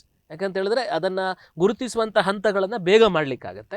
ಹೆಚ್ಚು ಎಫರ್ಟ್ ಒಂದು ಈಗ ಅಡ್ವಾನ್ಸ್ ಟೆಕ್ನಾಲಜಿ ಇರೋದ್ರಿಂದ ಈಗ ನಾವು ಉಳಿದ ಆಂಜಿಯೋಗ್ರಾಮ್ ಅಥವಾ ಇನ್ನೊಂದೇನೋ ಮಾಡಬೇಕಾದ್ರೆ ತುಂಬ ಹೊತ್ತು ತಗೊಳುತ್ತೆ, ಅಥವಾ ಅದಕ್ಕೆ ಬೇಕಾಗುವಂಥ ವ್ಯವಸ್ಥೆಗಳು, ಸಿದ್ಧತೆಗಳು ಬೇಕಾಗುತ್ತೆ. ಇವತ್ತಿನ ಟೆಕ್ನಾಲಜಿಯಿಂದಾಗಿ ನಾವು ಇದನ್ನು ಬೇಗನೆ ಗುರುತಿಸ್ಲಿಕ್ಕಾಗುತ್ತೆ ಅನ್ನುವಂಥದ್ದನ್ನು ಹೇಳ್ತಾ ಇದ್ದಾರೆ. ಸೊ ಇದಕ್ಕೆ ಪ್ರಾಪರ್ ಆದಂಥ ಡಯಾಗ್ನೈಸ್ ಬಹಳ ಮುಖ್ಯ. ಯಾಕಂತ ಹೇಳಿದ್ರೆ ಡಾಕ್ಟರ್ ಹೇಳುವಂಥದ್ದು ಒಂದು ಕಣ್ಣಿನ ಡಾಕ್ಟರ್ ಹತ್ರ ಸಾಮಾನ್ಯವಾಗಿ ಹೋಗಿ ಒಂದು ಟಾರ್ಚ್ ಹಾಕೊಂಡು ಬಂದು, ಅಥವಾ ಯಾವುದೋ ಒಂದು ಕಣ್ಣಿನ ಕನ್ನಡಕಗಳನ್ನು ಕೊಡುವಂಥ ಶಾಪಿಗೆ ಹೋಗಿ ಕನ್ನಡಕ ಹಾಕೊಂಡ್ಬರ್ತೇನೆ, ನನ್ನ ಕಣ್ಣಿನ ದೃಷ್ಟಿ ಕಡಿಮೆ ಆಗಿದೆ ಅನ್ನುವಂಥದ್ದು ಇದಕ್ಕೆ ಶಾಶ್ವತವಾದಂಥ ಪರಿಹಾರ ಖಂಡಿತವಾಗ್ಲೂ ಅಲ್ಲ. ನಿಜವಾಗ್ಲೂ ಕೂಡ ನಾವು ಹೋಗಬೇಕಾದ್ರೆ ತಜ್ಞ ವೈದ್ಯರ ಬಳಿ, ಯಾವಾಗ ಅವರ ಹತ್ರ ಹೋಗಿ ನಾವು ಪ್ರಾಪರ್ ಆಗಿ ಡಯಾಗ್ನೋಸ್ ಮಾಡ್ಕೋತೀವೋ ಆಗ ಅದರ ರೂಟ್ ಕಾಸನ್ನು ಅರ್ಥ ಮಾಡಿಕೊಂಡು ಪ್ರಾಪರ್ ಆದಂಥ ಟ್ರೀಟ್ಮೆಂಟನ್ನು ತಗೊಳ್ಳಿಕ್ಕೆ ಆಗುತ್ತೆ ಅನ್ನೋಂಥದ್ದನ್ನು ಡಾಕ್ಟರ್ ಹೇಳ್ತಾ ಇದ್ದಾರೆ. ಸೊ ಈ ಕಾರ್ಯಕ್ರಮದಲ್ಲಿ ಕಣ್ಣಿನ ಈ ಎಸ್ಪೆಷಲಿ ಸಕ್ಕರೆ ಕಾಯಿಲೆ ಮೂಲಕವಾಗಿ ಬರುವಂಥ ಸಮಸ್ಯೆಗಳ ಬಗ್ಗೆ ಮತ್ತು ಇನ್ನೂ ಅನೇಕ ವಿಚಾರಗಳನ್ನು ನಾವು ಮಾತಾಡಲಿಕ್ಕಿದೆ. ಒಂದು ಬ್ರೇಕ್ ನಂತರ ನಾವು ಕಾರ್ಯಕ್ರಮವನ್ನು ಮತ್ತೆ ಮುಂದುವರಿಸ್ತೇವೆ.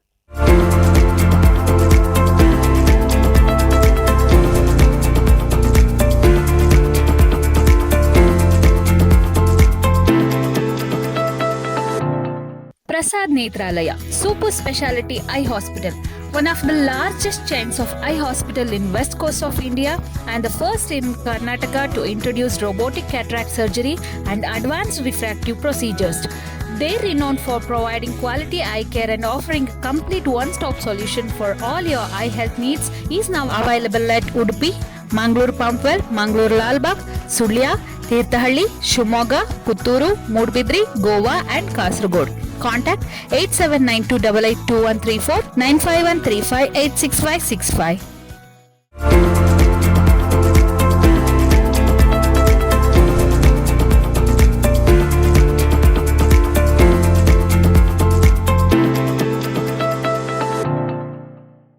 ವಿರಾಮದ ನಂತರ ನೇತ್ರಜ್ಯೋತಿ ಕಾರ್ಯಕ್ರಮಕ್ಕೆ ಮತ್ತೆ ಪ್ರೀತಿಯಿಂದ ಸ್ವಾಗತವನ್ನು ಕೋರುತ್ತಾ ಇದ್ದೇವೆ. ಪ್ರಸಾದ್ ನೇತ್ರಾಲಯ ಅರ್ಪಿಸುವಂಥ ನೇತ್ರಜ್ಯೋತಿ ಕಾರ್ಯಕ್ರಮದಲ್ಲಿ ಇವತ್ತು ಸಕ್ಕರೆ ಕಾಯಿಲೆಯಿಂದ ಕಣ್ಣಿನ ಮೇಲಾಗುವಂಥ ಪರಿಣಾಮದ ಬಗ್ಗೆ ನಮ್ಮ ಜೊತೆಗೆ ಡಾಕ್ಟರ್ ಶರತ್ ಎಸ್ ಹೆಗ್ಡೆ ಅವರು ಮಾತಾಡ್ತಾ ಇದ್ದಾರೆ. ಡಾಕ್ಟರ್ ಶರತ್ ಎಸ್ ಹೆಗ್ಡೆ ಅವರು ಈ ಫೀಲ್ಡಲ್ಲಿ ಭಾಳಷ್ಟು ಅನುಭವ ಇರುವವರೆಂಬುದಾಗಿ ನಾನು ಆರಂಭದಲ್ಲೇ ಹೇಳಿದೆ. ಸೊ ನಾವು ಈ ಸಕ್ಕರೆ ಕಾಯಿಲೆಯಿಂದ ಯಾವ ಯಾವ ರೀತಿಯ ಸಮಸ್ಯೆಗಳು ಬರುತ್ತೆ ಅನ್ನೋದನ್ನು ನಾವು ಬ್ರೇಕ್ಗಿಂತ ಮುಂಚೆ ಡಿಸ್ಕಸ್ ಮಾಡಿದ್ವಿ. ಅದನ್ನು ಹೇಗೆ ಡಯಾಗ್ನೈಸ್ ಮಾಡ್ತಾರೆ ಡಾಕ್ಟ್ರು ಅನ್ನುವಂಥದ್ದನ್ನು ಕೂಡ ಡಾಕ್ಟ್ರು ಬಹಳ ವಿಸ್ತೃತವಾಗಿ ಡೀಟೇಲ್ ಆಗಿ ಅದನ್ನು ಹೇಳಿದರು. ಇವತ್ತಿನ ಅಡ್ವಾನ್ಸ್ ಟೆಕ್ನಾಲಜಿಯಿಂದ ಅದು ಎಷ್ಟು ನಮಗೆ ಸಹಾಯ ಆಗ್ತಾ ಇದೆ ಅನ್ನುವಂಥದ್ದನ್ನು ಕೂಡ ಅವರು ಹೇಳಿದರು. ಸರ್, ಈಗ ಈ ಒಂದು ಕಾಯಿಲೆನ ಡಯಾಗ್ನೈಸ್ ಮಾಡಿದ ಮೇಲೆ ನೆಕ್ಸ್ಟ್ ಬರುವಂಥ ಪಾರ್ಟ್ ಈಸ್ ಟ್ರೀಟ್ಮೆಂಟ್. ಸೊ ಅದಕ್ಕೆ ಚಿಕಿತ್ಸೆಯನ್ನು ಕೊಡುವಂಥದ್ದು. ಸೊ ಇದಕ್ಕೆ ಯಾವ ರೀತಿಯ ಚಿಕಿತ್ಸಾ ಕ್ರಮವನ್ನು ಮತ್ತು ಹೇಗೆ ನೀವು ಅದನ್ನು ಸ್ಟಾರ್ಟ್ ಮಾಡ್ತೀರಿ ಅನ್ನುವಂಥದ್ದು. ಸೊ ಈಗ ಕಣ್ಣಿನಲ್ಲಿ ಈಗ ಸಕ್ಕರೆ ಕಾಯಿಲೆಯಿಂದ ಏನಾದ್ರು ಸಮಸ್ಯೆ ಇದೆ ನಮಗೆ ಕಂಡ್ರೆ, ಸೊ ಫಾರ್ ಎಕ್ಸಾಂಪಲ್ ಈಗ ನಾವು ಪೊರೆ ಎಲ್ಲ ಇದ್ರೆ ನಾವು ಅದಕ್ಕೆ ಪೊರೆದು ಆಪರೇಷನ್ ಬಗ್ಗೆ ಎಲ್ಲ ಹೇಳ್ತೇವೆ. ಬಟ್ ನಾನು ಅದಕ್ಕೆ ಹೋಗೋದಿಲ್ಲ. ನಾನು ಬರೀ ಡಯಾಬಿಟಿಕ್ ರೆಟಿನೋಪತಿ ಸಮಸ್ಯೆ ಬಂದಾಗ ಏನ್ ಮಾಡ್ಬೇಕು ಅನ್ನೋದ್ರ ಬಗ್ಗೆ ಹೇಳ್ತೇನೆ.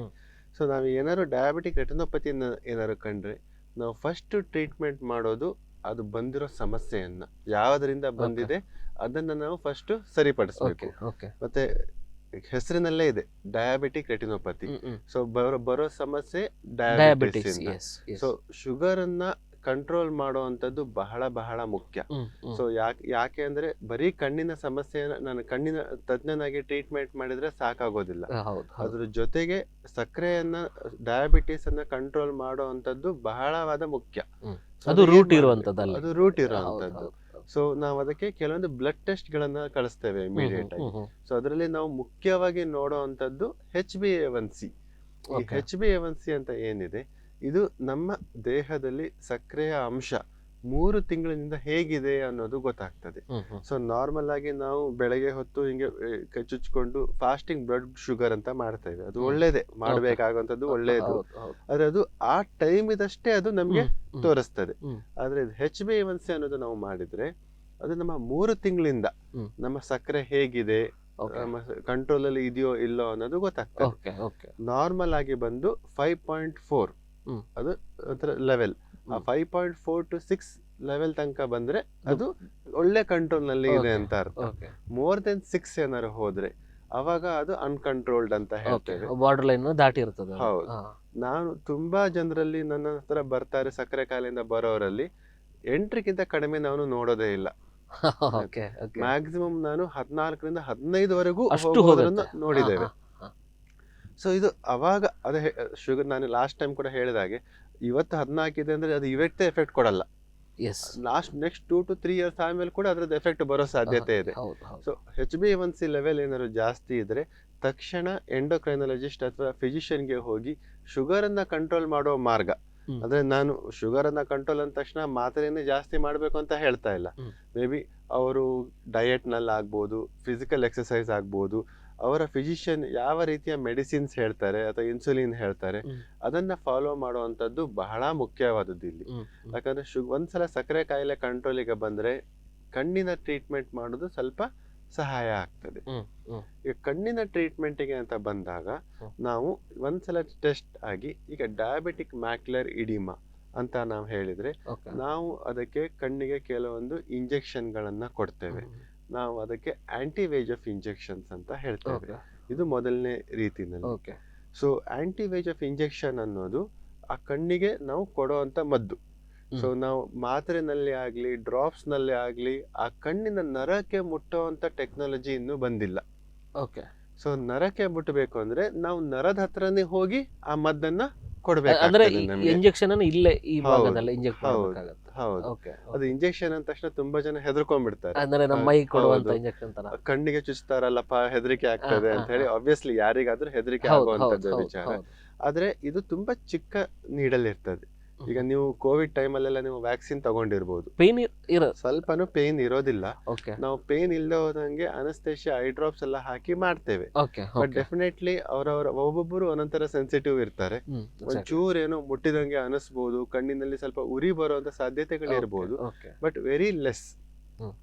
ಸೊ ನಾವು ಏನ್ ಮಾಡ್ತೇವೆ, ಆ ಕಣ್ಣಿನಲ್ಲಿ ಸೈಡ್ ಇಂದ ಈ ಬಿಳಿ ಭಾಗದಿಂದ ಚಿಕ್ಕ ನೀಡಲಲ್ಲಿ ಕಣ್ಣಿನ ನರದ ಹತ್ರ ನಾವು ಔಷಧಿಯನ್ನ ಹಾಕ್ತೇವೆ. ಈ ಔಷಧಿ ಅನ್ನೋದೇನಿದೆ, ಈಗ ಮಾತ್ರೆ ತಗೊಳ್ತೀರಾ ನೀವು, ಇವತ್ತು ಮಾತ್ರೆ ತಗೊಂಡಿರೋದು ನಾಳೆ ಕೆಲಸ ಮಾಡೋದಿಲ್ಲ. ಅದೇ ತರ ಈ ಕಣ್ಣಿನಲ್ಲಿ ಏನ್ ಇಂಜೆಕ್ಷನ್ ಕೊಡ್ತೇವೋ ನಾವು ಒಂದ್ಸಲ ಕೊಟ್ರೆ ಮಿನಿಮಮ್ 1 ತಿಂಗಳವರೆಗೂ ಕೆಲಸ ಮಾಡ್ತದೆ. ಅಷ್ಟು ಡ್ಯೂರೇಷನ್ ಇರ್ತದೆ. ಅದಾದ್ಮೇಲೆ ಅದ್ರ ಎಫೆಕ್ಟ್ ಹೋಗ್ಬಿಡ್ತದೆ. ಈಗ ನಾವು ಡಯಾಬಿಟಿಕ್ ಮ್ಯಾಕ್ಯುಲರ್ ಎಡಿಮಾಗೆ ನಾವು ಅದಕ್ಕೆ ಇಂಜೆಕ್ಷನ್ ಕೊಡ್ತೇವೆ ಅಂತ ಹೇಳಿದೆ. ಈಗ ಇನ್ನು ಕಾಮನ್ ಆಗಿ ನಿಮ್ಗೆ ಅರ್ಥ ಮಾಡಿಸ್ಬೇಕು ಅಂತಂದ್ರೆ, ಈ ಮ್ಯಾಕ್ಯುಲರ್ ಎಡಿಮಾ ಕಣ್ಣಿನಲ್ಲಿ ಹೇಗೆ ನೀರ್ ತುಂಬಿಕೊಳ್ತದೆ ಅಲ್ಲ, ಅದು ಒಂಥರ ನೀರಿನ ಟ್ಯಾಂಕ್ ಅಂತ ಅನ್ಕೋಬಹುದು. ಈಗ ನೀರಿನ ಟ್ಯಾಂಕ್ ನಲ್ಲಿ ನೀರ್ ಬರೋದಕ್ಕೆ ನಾವು ಮೋಟರ್ ಹಾಕಿ ಹೇಗೆ ನೀರ್ ಆನ್ ಮಾಡ್ತೇವಲ್ಲ, ಅದೇ ತರ ಕಣ್ಣಿನಲ್ಲಿ ಮೋಟರ್ ಬರೋದು ಯಾವುದು, ಶುಗರ್ ಕಂಟ್ರೋಲ್ ಇಲ್ಲದೆ ಹೋದಾಗ ಕಣ್ಣಿನ ನರ ಏನ್ ವೀಕ್ ಆಗ್ಬಿಟ್ಟಿದೆ, ಅದು ಅದರಿಂದ ನೀರ್ ಕಂಟಿನ್ಯೂಸ್ ಆಗಿ ಟ್ಯಾಂಕಿಗೆ ನೀರ್ ಬರ್ತಾ ಇರ್ತದೆ. ಸೊ ನಾವು ಈಗಿರೋ ಟೆಕ್ನಾಲಜಿನಲ್ಲಿ ಆ ನರವನ್ನ ನಾವು ತೆಗೆದು ಬೇರೆ ನರ ಹಾಕಕ್ಕೆ ಬರಲ್ಲ. ಸೊ ಆ ಟ್ಯಾಂಕ್ ಶುಗರ್ ಕಂಟ್ರೋಲ್ ಮಾಡಿ ನಿಧಾನವಾಗಿ ಮೋಟರ್ನ ನಾವು ಆಫ್ ಮಾಡ್ಬೇಕಾಗ್ತದೆ. ನಮ್ಮ ಹತ್ರ ಇರೋ ಟೆಕ್ನಾಲಜಿ ಆ ಟ್ಯಾಂಕಿನಲ್ಲಿ ನೀರನ್ನ ನಲ್ಲಿ ಓಪನ್ ಮಾಡಿ ತೆಗೆಯುವಂತ ಟೆಕ್ನಾಲಜಿ ಇರೋವಂಥದ್ದು. ನಾವ್ ಏನ್ ಇಂಜೆಕ್ಷನ್ಗಳು ಕೊಡ್ತೀವೋ ಆ ಇಂಜೆಕ್ಷನ್ ಕಣ್ಣಿನ ಟ್ಯಾಂಕಿನ ನಲ್ಲಿ ಓಪನ್ ಮಾಡಿದಾಗೆ ಆ ನಲ್ಲಿ ಓಪನ್ ಮಾಡಿ ಆ ಟ್ಯಾಂಕಿನ ನೀರ್ನೆಲ್ಲ ತೆಗಿತೇವೆ. 1 ತಿಂಗಳ ಆಗ್ತಾ ಇದ್ದ ಹಾಗೆ ಆ ನಲ್ಲಿ ಮತ್ತೆ ಕ್ಲೋಸ್ ಆಗ್ಬಿಡ್ತದೆ. ಅದು ಎಫೆಕ್ಟ್ ಹೋದ ತಕ್ಷಣ ಆ ಟೈಮಲ್ಲಿ ಏನಾದ್ರೂ ಶುಗರ್ ಚೆನ್ನಾಗಿ ಕಂಟ್ರೋಲಿಗೆ ಬಂದ್ರೆ ಅವಾಗ ಆ ನೀರ್ ಮತ್ತೆ ತುಂಬಿಕೊಳ್ಳೋದನ್ನ ನಾವು ನಿಲ್ಲಿಸಬಹುದು, ಸ್ವಲ್ಪ ಎಕ್ಸ್ಟೆಂಡ್ ಮಾಡ್ಲಿಕ್ಕೆ ಆಗ್ತದೆ. ಸೊ ಅದಕ್ಕೆ ನಾವು ಮಿನಿಮಮ್ 2 to 3 months ಇಂಜೆಕ್ಷನ್ ಬೇಕು ಅಂತ ಹೇಳ್ತೇವೆ. ರೆಗ್ಯುಲರ್ ಇಂಟರ್ವಲ್ ಅಲ್ಲಿ ಬೇಕಾಗುತ್ತೆ. ಹೌದು, ಮಿನಿಮಮ್. ಇಲ್ಲ ಅಂದ್ರೆ ಏನಾಗ್ತದೆ, ಅದು ಮತ್ತೆ ತುಂಬಿಕೊಳ್ತಾನೆ ಇದ್ದಾಗ ಅದ್ರ ಎಫೆಕ್ಟಿವಿಟಿ ಜಾಸ್ತಿ ಇರೋದಿಲ್ಲ. ಸೊ ಇದಕ್ಕೆ ನಾವು ಆಂಟಿ ವೇಜ್ ಇಂಜೆಕ್ಷನ್ ಅಂತ ಹೇಳ್ತೇವೆ. ಈ ಇತ್ತೀಚಿನ ಕಾಲದಲ್ಲಿ ಸ್ವಲ್ಪ ಇನ್ನು ಲೇಟೆಸ್ಟ್ ಇಂಜೆಕ್ಷನ್ಗಳು ಬಂದಿದೆ.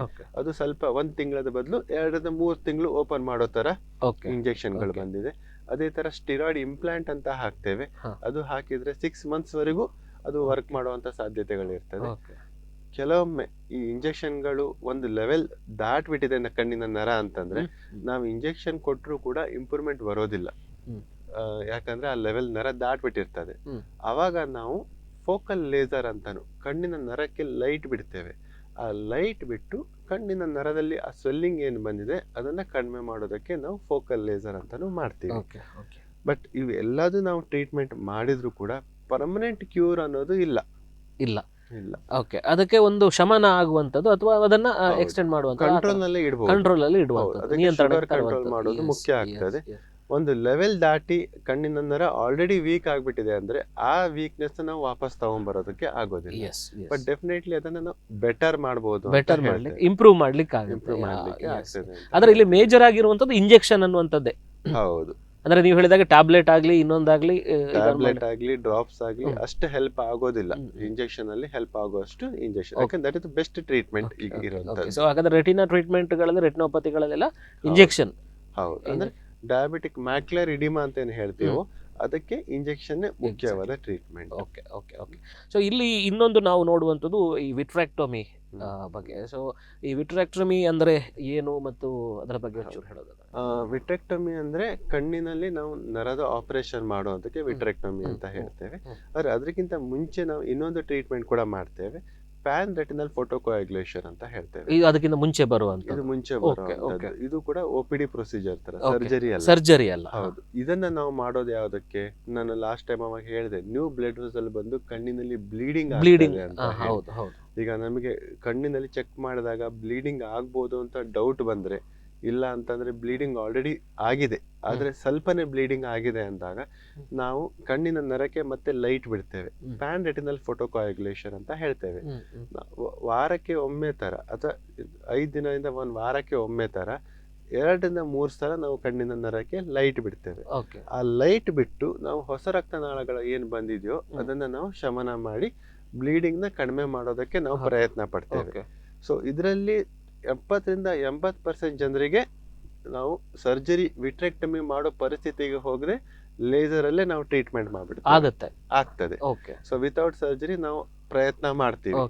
ಬಟ್ ಒಂದು ಲೆವೆಲ್ ದಾಟಿದಾಗ ನಾವು ಅದಕ್ಕೆ ಕಣ್ಣಿನ ನರದ ಆಪರೇಷನ್ ಮಾಡಬೇಕಾಗ್ತದೆ. ನಾವು ಅದಕ್ಕೆ ವಿಟ್ರೆಕ್ಟಮಿ ಅಂತ ಹೇಳ್ತೇವೆ.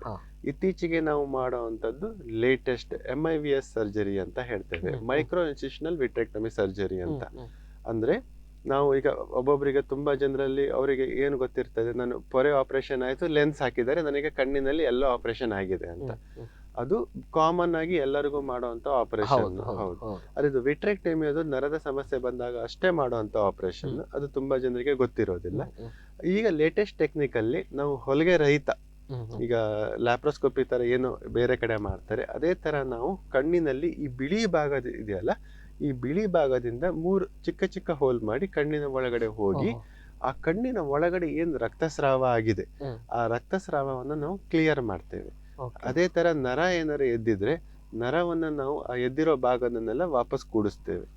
ಅದು ವಾಪಸ್ ಕೂಡಿಸಿ ನಾವು ಕಣ್ಣನ್ನ ಕ್ಲೋಸ್ ಮಾಡಬಹುದು, ಏನು ಹೊಲಿಗೆ ಗಿಲಿಗೆ ಎಲ್ಲ ಏನು ಬೇಕಾಗೋದಿಲ್ಲ.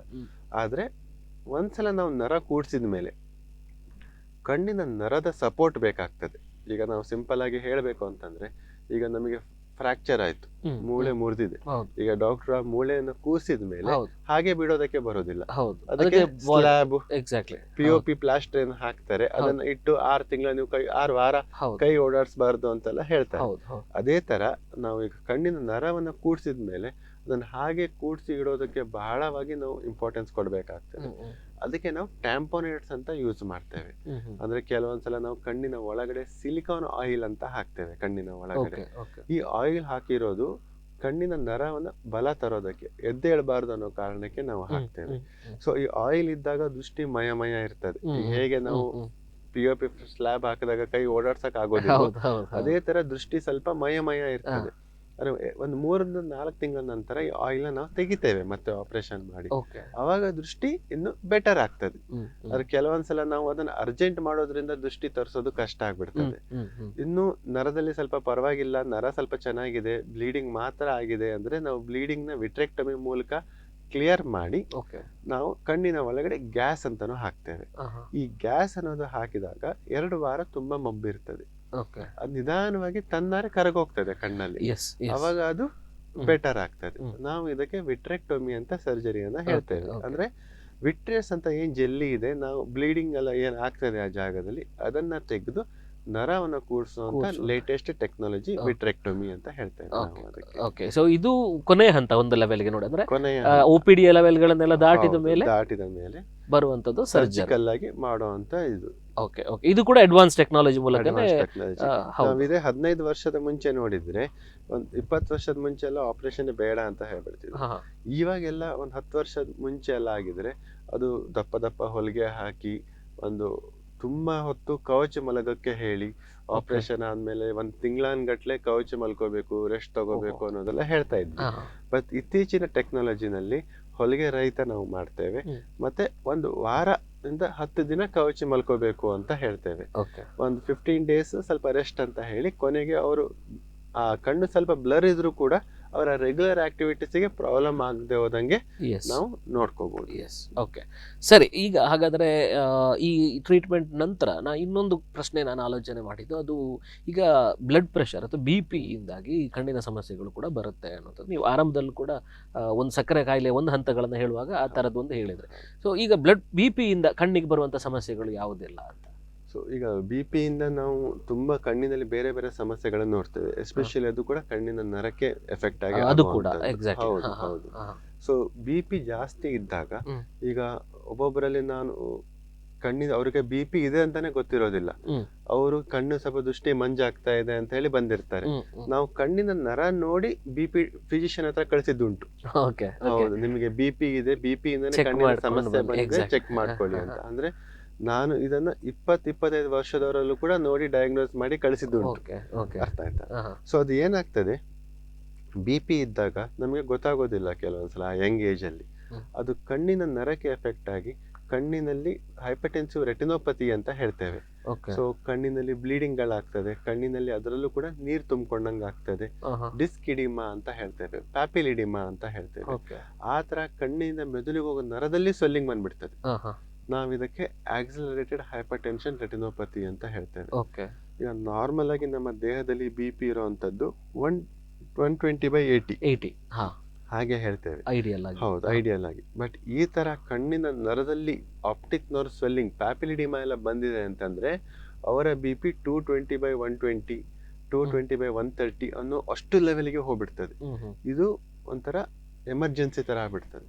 ಓಕೆ. ಎನಿ ಟೈಮ್ ಕಣ್ಣಿನಲ್ಲಿ ಅದು ಮೆದುಳಲ್ಲಿ ಸ್ಟ್ರೋಕ್ ಆಗೋ ಸಾಧ್ಯತೆಗಳಿರ್ತದೆ, ಸಾಧ್ಯತೆ ಇರ್ತದೆ. ಹಾರ್ಟಿಗೆ ಆಗಿ ಹಾರ್ಟ್ ಅಟ್ಯಾಕ್ ಆಗೋ ಸಾಧ್ಯತೆಗಳಿರ್ತದೆ. ಓಕೆ. ನಾವು ಇದನ್ನ ಡಯಾಗ್ನೋಸ್ ಮಾಡಿ ಇಮಿಡಿಯೇಟ್ ಆಗಿ ನಾವು ಟ್ರೀಟ್ಮೆಂಟ್ ಗೆ ಕಳಿಸ್ತೀವಿ. ಎರಡನೇದು ಸ್ವಲ್ಪ 50-60 ಇಯರ್ಸ್ ಆದ ನಂತರ ಅಥವಾ ತುಂಬಾ ಟೆನ್ಷನ್ ಇರೋರಲ್ಲಿ, ಜೊತೆಗೆ BP Stress ಇರೋರು, work. ಸ್ಟ್ರೆಸ್ ವರ್ಕ್ ಇರೋರಲ್ಲಿ, ಹೈಪರ್ ಟೆನ್ಷನ್ ಸ್ವಲ್ಪ ಅಂದ್ರೆ ಅಷ್ಟು ಜಾಸ್ತಿ ಹೋಗಿಲ್ಲ, ಒಂದು 150/90 ಆ ತರ ರೇಂಜ್ ಅಲ್ಲಿ ತುಂಬಾ ವರ್ಷದಿಂದ ಇದೆ ಅಂತಂದಾಗ, ಈ ಹೇಗೆ ಹಾರ್ಟ್ ಅಲ್ಲಿ ಚಿಕ್ಕ ಚಿಕ್ಕ ಬ್ಲಾಕ್ ಗಳಾಗ್ತದೆಯೋ ಕಣ್ಣಿನ ನರದಲ್ಲೂ ಕೂಡ ಬ್ಲಾಕ್ ಆಗ್ತದೆ. ನಾವು ಅದಕ್ಕೆ ವೇನ್ ಅಕ್ಲೂಷನ್ ಅಂತ ಹೇಳ್ತೇವೆ. ಈಗ ಕಣ್ಣಿನ ನರ ಒಂಥರ ಒಂದು ಸರ್ಕಲ್ ಅಂತ ಹಾಕಿದ್ರೆ, ಆ ಸರ್ಕಲ್ ನಲ್ಲಿ ಪೂರ್ತಿ ಸರ್ಕಲ್ ಗೆ ಎಫೆಕ್ಟ್ ಆದ್ರೆ ನಾವು ಅದಕ್ಕೆ ಸೆಂಟ್ರಲ್ ರೆಟಿನಲ್ ವೇನ್ ಅಕ್ಲೂಷನ್ ಅಂತ ಹೇಳ್ತೇವೆ. ಅದೇ ರೀತಿ ಕಣ್ಣಿನ ನರದ ಒಂದು ಭಾಗ ಎಫೆಕ್ಟ್ ಆದ್ರೆ ನಾವು ಅದಕ್ಕೆ ಬ್ರಾಂಚ್ ರೆಟಿನಲ್ ವೇನ್ ಅಕ್ಲೂಷನ್ ಅಂತ ಹೇಳ್ತೇವೆ. ಈ ತರ ಭಾಗದ ನರಗಳು ಕ್ಲೋಸ್ ಆಗ್ತಾ ಹೋಗ್ತದೆ. ಈಗ ಹಾರ್ಟ್ ಅಲ್ಲಾದ್ರೆ ಅವರು ಅದಕ್ಕೆ ಸ್ಟೆಂಟ್ ಹಾಕಿ ಓಪನ್ ಮಾಡ್ತಾರೆ. ಕಣ್ಣಿನಲ್ಲಿ ಆ ನರ ತುಂಬಾ ಚಿಕ್ಕದಿರೋದ್ರಿಂದ ನಮ್ಗೆ ಸ್ಟೆಂಟ್ ಎಲ್ಲ ಹಾಕೋದಕ್ಕೆ ಬರೋದಿಲ್ಲ. ಆದ್ರೆ ನಮ್ಮ ದೇಹ ಏನಿದೆ, ಯೂಶಲಿ ಆಟೋಮೆಟಿಕ್ಲಿ ಅದನ್ನ ಅಡ್ಜಸ್ಟ್ ಸರಿ ಮಾಡೋದಕ್ಕೆ ಪ್ರಯತ್ನ ಮಾಡಿ 2-3 ತಿಂಗಳಲ್ಲಿ ಆ ನರವನ್ನ ಪಕ್ಕದಲ್ಲಿ ಇನ್ನೊಂದು ನರದ ಸಪ್ಲೈಯನ್ನ ಕೊಲ್ಯಾಟ್ರಲ್ಸ್ ಅಂತ ಹೇಳ್ತೇವೆ ನಾವು, ಅದನ್ನ ತರೋದಕ್ಕೆ ಅದು ಪ್ರಯತ್ನ ಮಾಡ್ತಾರೆ. ದೇಹವೇ ಸ್ವಯಂ ಮಾಡುವಂತದ್ದು. ಆದ್ರೆ ಅಲ್ಲಿವರೆಗೆ ಆಗೋ ಸಮಸ್ಯೆಗಳನ್ನ ನಾವು ಟ್ರೀಟ್ಮೆಂಟ್ ಮಾಡಬೇಕಾಗ್ತದೆ. ಸೊ ಅಂದ್ರೆ ಏನು, ಅದು ಕೂಡ ಕಣ್ಣಿನ ನರದಲ್ಲಿ ನೀರು ತುಂಬಿಕೊಳ್ತದೆ. ನಾವು ಅದಕ್ಕೆ ಸಿಸ್ಟಾಯ್ಡ್ ಮ್ಯಾಕ್ಯುಲರ್ ಎಡಿಮಾ ಅಂತ ವರ್ಡ್ ಕೊಡ್ತೇವೆ. ಇದನ್ನ ಕಡಿಮೆ ಮಾಡೋದಕ್ಕೂ ಕೂಡ ನಾವು ಆಂಟಿ VEGF ಇಂಜೆಕ್ಷನ್ ಅಂತ ಏನ್ ನಾನು ನಿಮ್ಗೆ ಅವಾಗ ಡಯಾಬಿಟಿಕ್ ಮ್ಯಾಕ್ಯುಲರ್ ಎಡಿಮಾಗೆ ಹೇಳಿದ್ನು, ಸೇಮ್ ಅದೇ ತರ ಇದಕ್ಕೂ ಕೂಡ ಇಂಜೆಕ್ಷನ್ ಕೊಡ್ಬೇಕಾಗ್ತದೆ. ಹೇಗೆ ನಾನು ಅದು ಕೊಲ್ಯಾಟ್ರಲ್ಸ್ ಬರೋದಕ್ಕೆ 2-3 ತಿಂಗಳ ಬೇಕು ಹೇಳಿದ್ನಲ್ಲ, ಅಲ್ಲಿವರೆಗೆ ನಾವು ಕಣ್ಣಿಗೆ ಇಂಜೆಕ್ಷನ್ ಗಳನ್ನ ಕೊಡ್ಬೇಕಾಗ್ತದೆ. ಒಬ್ಬೊಬ್ರಿಗೆ ಅದು ಕೊಡದೇ ಇರಬಹುದು. ಅವಾಗ ಟ್ರೀಟ್ಮೆಂಟ್ ಅನ್ನ ನಾವು ಕಂಟಿನ್ಯೂ ಮಾಡ್ಬೇಕಾಗ್ತದೆ. 6-7 ತಿಂಗಳ ಕೂಡ ಕಂಟಿನ್ಯೂ ಮಾಡ್ಬೇಕಾಗ್ತದೆ. ಆ ಜಾಗಕ್ಕೆ ಮತ್ತೆ ಲೇಸರ್ ಅಂತಾನು ಮಾಡ್ತೇವೆ. ಕೆಲವೊಂದ್ಸಲ ಏನಾಗ್ತದೆ, ಅದು ಕಣ್ಣಿನ ನರದಲ್ಲಿ 4ರಲ್ಲಿ 1 ಭಾಗ ಮಾತ್ರ ಎಫೆಕ್ಟ್ ಆಗ್ಬೋದು ಅಂತ ಹೇಳಿದೆ. ಈ 1 ಭಾಗ ಮುಖ ನೋಡೋ ದೃಷ್ಟಿ ಮ್ಯಾಕ್ಯುಲಾಗೆ ಎಫೆಕ್ಟ್ ಆದ್ರೆ ಮಾತ್ರ ದೃಷ್ಟಿ ಕಡಿಮೆ ಆಗ್ತದೆ.